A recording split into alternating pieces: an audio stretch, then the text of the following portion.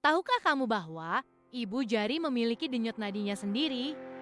Memang terdengar unik, tapi ini adalah fakta medis yang menarik. Ibu jari, seperti bagian tubuh lain, memiliki arteri dan vena yang mengalirkan darah ke seluruh jaringan. Denyut nadinya bisa dirasakan di pergelangan tangan, tepat di bawah ibu jari, karena disitulah arteri radialis berada. Faktanya, arteri ini digunakan oleh tenaga medis untuk mengukur denyut nadi secara langsung, menandakan kesehatan jantung dan aliran darah. Bahkan, beberapa studi menunjukkan bahwa denyut nadi di ibu jari bisa berbeda dengan di bagian tubuh lain karena adanya cabang arteri yang berbeda dan jalur pembuluh darah yang unik. Jadi, setiap kali kamu merasakan denyut di pergelangan tangan, sebenarnya kamu sedang memantau satu dari banyak indikator kesehatan vital tubuhmu dan ibu jari.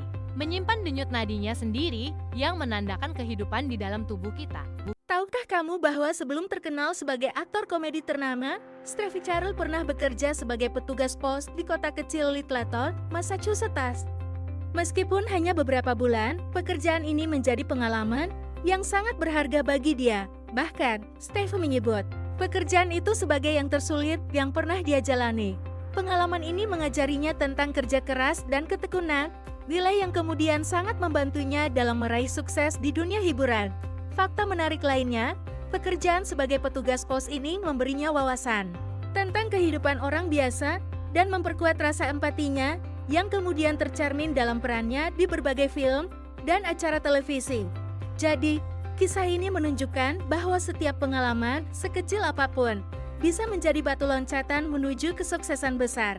Tahukah kamu bahwa di Ankara, Turki, tersembunyi sebuah perpustakaan unik yang penuh dengan kisah inspiratif? Perpustakaan ini terbentuk dari kumpulan buku-buku yang sebelumnya dibuang dan nyaris menjadi sampah di tempat pembuangan. Berkat usaha petugas pengumpul sampah yang peduli dan berinisiatif, buku-buku tersebut diselamatkan dan dikumpulkan kembali untuk dibaca oleh masyarakat. Ini menunjukkan betapa pentingnya peran orang-orang yang peduli terhadap pelestarian literasi dan budaya, bahkan dari hal yang terlihat sepele seperti sampah. Perpustakaan ini kini menjadi simbol harapan dan perubahan, membuktikan bahwa setiap benda, termasuk buku yang terbuang, memiliki potensi untuk memberi manfaat jika diolah dan dihargai dengan benar. Sebuah kisah nyata yang menginspirasi tentang bagaimana kepedulian dan kreativitas mampu mengubah limbah menjadi sumber ilmu dan inspirasi bagi banyak orang. Pada masa Perang Dunia II, Amerika Serikat menghadapi tantangan besar dalam hal sumber daya, termasuk bahan baku, untuk memproduksi sepatu.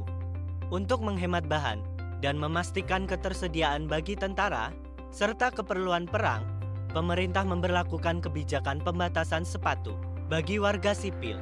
Mereka hanya diizinkan memiliki maksimal 3 pasangan sepatu yang harus digunakan secara bergiliran dan dirawat dengan sangat baik.